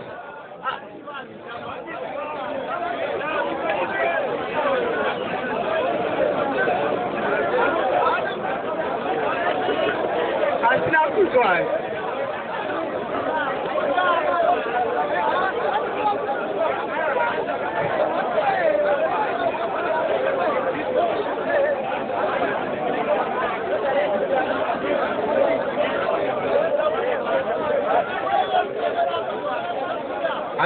Handiti mazuva marufa atiri kuda uri kubvunza vakanyarara, moresponda makanyarara, mokomenta kana kuti mobvunza futi zvakare kufollow up question. Handiti ka mobva mapedza zvava kutaura nyange zvikakubayai hamusisine haidi kutaura chinhu.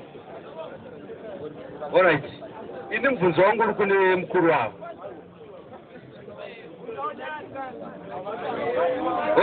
Alright. Pandanduda kubvunza. Alright, it's okay. Ndoda kubvunza kuti inini pandanzwa paaudio. Pachitoro audio mamuchiplaya chinzi Jesus na Christ. Pane pakasiyana. Ndoda kutaura kuti inini pane anoziva demo here panapo. Ndikubvunza. Pane demo nemupini. Demo rinogona kushanda here risina mupini.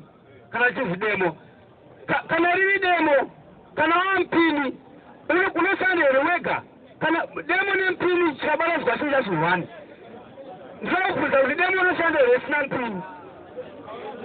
Saka chimbonyarai, ndikubvunza mubvunzo, nyarai. Jesus uye ataura kunzi Jesus aizikanwa nemaIsraeri. Kunzi Jesus achinofamba achizikanwa nemaIsraeri. Achinzi Jesus. Ozonzi Kristu. Nokuda kuti nyarai. Idemo nempini. Ndozva demo unoshanda here risina mpini. Ndopanda kubvunza. Chinhu chiri wani, varume ava taimuka Tame ukuthi phezulu emasha eshantu. Sile one, muri one. Jesu ndiye Kristu. Idemo lempini. All right. Would you want to respond to this question?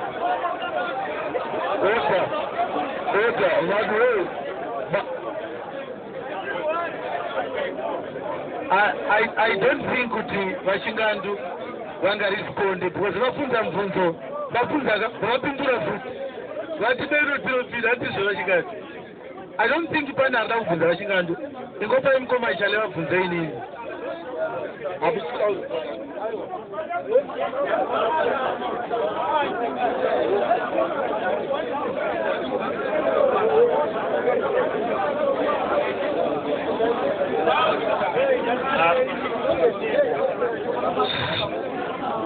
Mfundisi dada ngofunza mfunzo. I think hold on. All right. I think one thing that creates abuda panapa is that today munhu wese abvuma kuti Jesu ndiye Kristu. I think ndozvo ndanzwa kwamuri ndozvo ndanzwa kunawo. Wait, irai. Ndozvo ndanzwa. Now, yes. Now mubvunzo wangu wekutanga ndewekungoti kana munhu akatendeuka anga achimboparidza zvisizvo ari muparidzi anofana kuita sei? Anofana kungokondinya here kana kuti anofana kutaura kuti ndatendeuka? Sorry, is it in response against the president? All right, ndichapindira mubvunzo wavo, but ndangaida kuziva kuti wavari kuti munhu akatendeuka apa ndiani. Mubvunzo wandaida kuziva because tikati munhu pano papa ichitwa discussion nevanhu vaviri hamufaniri kutenderera. Munofana kuve, you have to be bold enough kuti atendeuka ndiani, kuti kana ndichipindura ndigoziva kuti ari kunzi atendeuka ndiani. But maybe pamuchazoresponda mucharesponda kumubvunzo iwoyo. Nhau yatanga ichitaura pano yanga iri based on a recording yemharidzo yanga iri probably 3 hours yaplaywa 2 minutes. Hapana ari kuziva kuti kumashure kwe2 minutes idzodzo kwanzi kudii, kumberi kwe2 minutes idzodzo kwanzi kudii.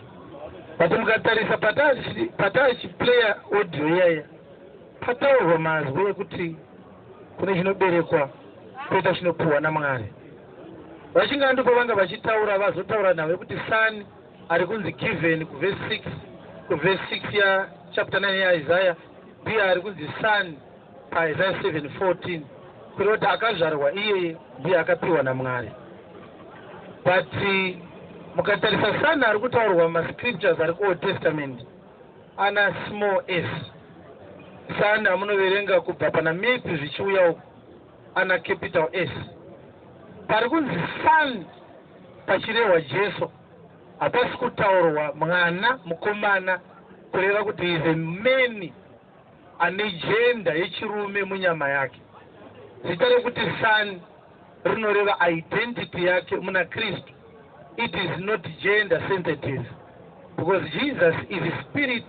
John 4:24, God is a spirit and they that worship him must worship him in spirit and truth. Kureva Jesus Christ is the Son of God. Hatisi kuti munhu rume akaberekwa naMwari. Itaito yaainayo yaakapiwa naMwari. Haasi murume kana mukadzi kana tichitaurisa urume hwepanyama, murume wechechi pamweya. Now, coming to your question, munhu akatendeuka anofanira kudii? Kunyange muchazopindura kuti atendeuka ndiani, nekuti pandataura nhau iyi ndichipindura kubva ichitanga ndataura kasingapere kuti takaparidza kuti Jesu ndiye Kristu. Mukatenda paSoundCloud pedu izvezvi pandorine masemoni anopfuura 5 atakaparidza kuti Jesu ndiye Kristu. Chataitsanangura muviri wake wenyama wakanga uchizivikanwa saJesu in the ordinary sense. But Jesus Christ is the Son of God. Akanga ari kuna Mwari kusina nyama, kudenga hakuna nyama, nyama inoonekwa panyika pano. Kana iri nhau yekutendeuka kuti munhu akatendeuka anodii, ndichakupai mienzaniso mitatu yekutendeuka. Pane kutendeuka kwokuti munhu anga asina kuziva Kristu oziva vhangeri obva aponeswa kutendeuka ikoko. Kwozoita kutendeuka kwokuti munhu anga ari muzvokwadi obva afuratira nzira dzake kuzvokwadi obva aenda kunhema apandukira Mwari bati kutendeuka futi ikoko. Atendeuka achibva kuna Mwari achienda kuna Satani. Kwozoita kutendeuka kwokuti munhu akaponeswa anogona kuita mistake kana kuti error yaanotendeuka pairi. Error yatinoona Peter achiita pachapter 2 yavaGalatia yekuti akapukuta muromo achidya navaHedheni aona vaJudha akazviraura akaziurwa akatendeuka. Tinoona zvakare kuti kune vakatendeuka vakawanda mushoko raMwari vachitsiurwa, even vana Johani chaivo naJames vakanzi mweya wamina wausi waMwari mushure mekunge vati tumirai moto muSamaria kutotendeuka ikokuya. Paulo chaiye akatendeuka nekuti ukaverenga tsamba dzake tichindaona naGalatians 4 anenge ava kuti kudzingiswa kana kusadzingiswa hachisi chinhu asi kuve chisikwa chaMwari. But paActs 16 akabata Timoti akamudzingisa kureva kuti yative mistake iyo yaakaita because akadzingisa Timoti nekutya vaHedheni. Saka Paulo anozoti futi ndinotendeuka every day kureva kuti pakuponeswa une zvinhu zvaunogona kutoita wotoona ndaita mistake wotogadzirisa. Because kana tichiri munyama kudai ndonguva yekugadzirisa Jesu asati auya.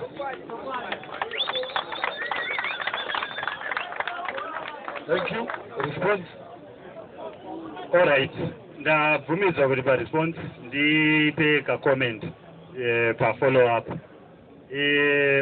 Pandanga ndichibvunza ndandichitaurira imimi mufundisi nekuti sermon iyi ndinayo iri in full kubva kutanga kwayo kusvika kwokupedzisira. Makandipa imimi personally mukanditi enda unoteerera sermon iyi. Takagara tese for several hours muchindidzidzisa kuti Jesu haasi Christ. Saka nhasi uno chamataura panapa pamusoro paJesu naKristu ichokwadi. Jesu ndiKristu ende mataura zvakanaka. Asi chete kungoti dzimwe nguva kana muchizotaura pamusoro pevamwe vanhu kutendeuka kwavo hamuzovapi the same grace yamazvipa imimi pamachinja paridziro wenyu. Alright. Avachataura zvavo. Chekutanga ndechekuti I don't agree nezvavataura kuti ndakavadzidzisa kuti Jesu haasi Kristu. Uko yandakaita navo ndaitaura nhau yemuviri wake wandaivaudza kuti vaJudha vaiuziva ndozvandaitaura. Ndaitaura nhau yemuviri wake inova ndo yanga ichidisputwa pano. Tikavhura mavhesi anotaura kuti Jesu akatozokuti afa vanhu vakauya kuzokumbira muviri wake kureva kuti muviri wake wakanga usiriwe Jesu asi kuti iye aigara mumuviri. But vaJudha pakuziva kwavo chavaiti Jesu wakanga uri muviri. Saka context yesermon yanga ichiplayiwa ndaitaura izvire kuti Jesu on account of knowledge yavaJudha ndo inorespondwa kwairi naJohn achiti kana munhu achiramba kuti Jesu haasi Kristu ane mweya waAntikristu aitaura akatarisa response yavaJudha. Now havachataura mukoma chavo sido zvatawirirana.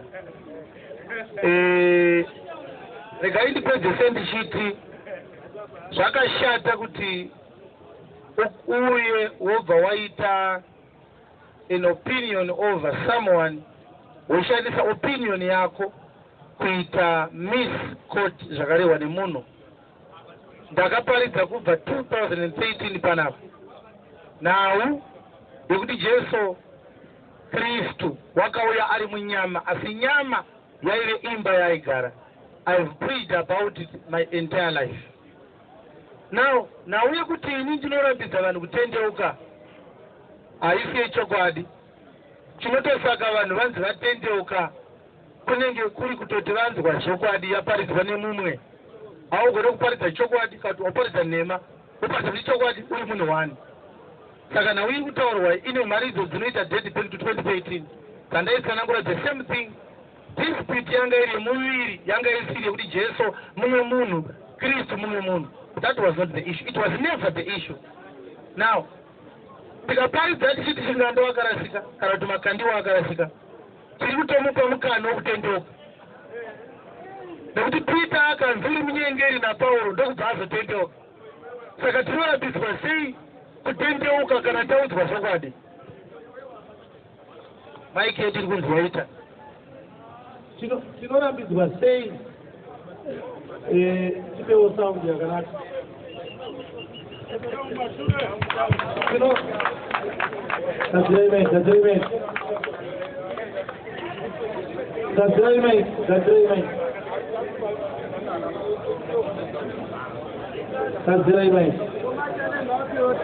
Saka ndakandichirisponda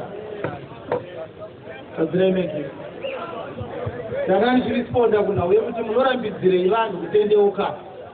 Ndikati nini tinonzi sei tiri kurambidza vanhu kutendeuka isu tichiti chakati chiri wrong. Handiti kuudza munhu kuti agadzirise. Iwe ngaudzwanzi sheti yakabuda mubhurugwa ungati ndiri kurambidzwa kuchena here? Uri kutonzipfinyira ka ugopfeka zvakanaka.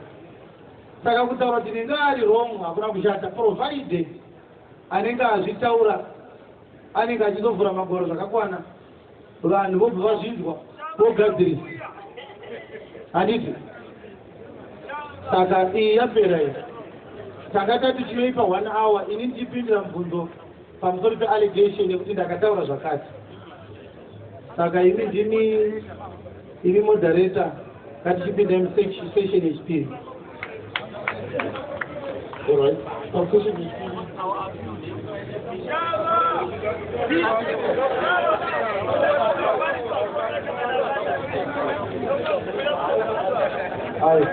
Ini ndine maissues angu andinoda kuti ndini.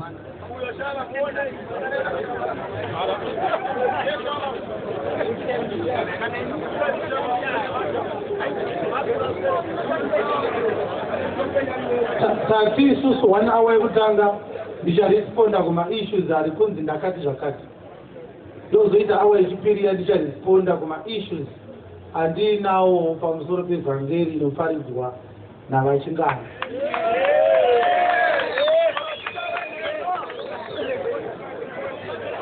Kana 1 hour yepera tobva tatopedza.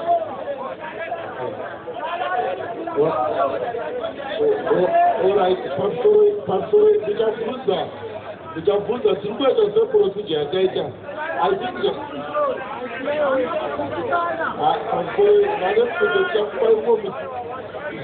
Kudaroita progress. tive neprogress handisi. Vamwe vari pabva vanobvunza wavo. Saka imi ndima wokutanga manje. Mune 4 minutes dzenyu, 4 minutes dzavo. Alright, ma-issues andinawo maviri andichada kuti vagopindura pa 4 minutes dzavo. Ichokwadi here kuti imi vachingandu munoparidza muchiti chegumi chinobviswa muNew Testament. Uye ichokwadi here kuti imi pamurapa order munotori spiritual father wevamwe vanhu kana kuti muna spiritual father venyu. Ichokwadi here kuti munoparidza kuti ma-spiritual father arimo muchechi yaJesu. Mibvunzo miviri. Saka maakutotanga ne4 minutes. Ndapedza. Saka maakutanga ndiwo ne4 minutes. It's okay. All right. Dokudoku.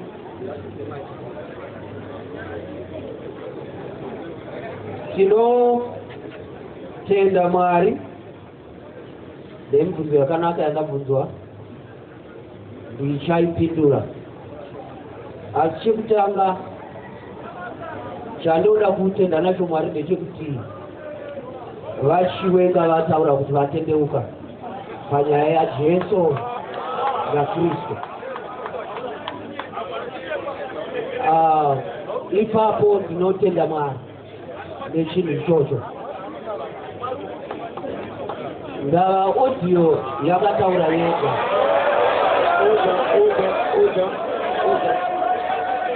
Oda. Ndakachikumbiro.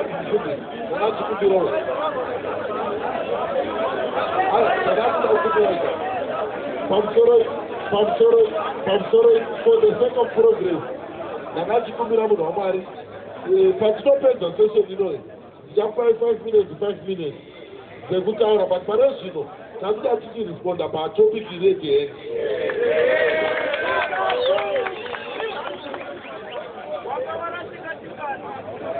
All right.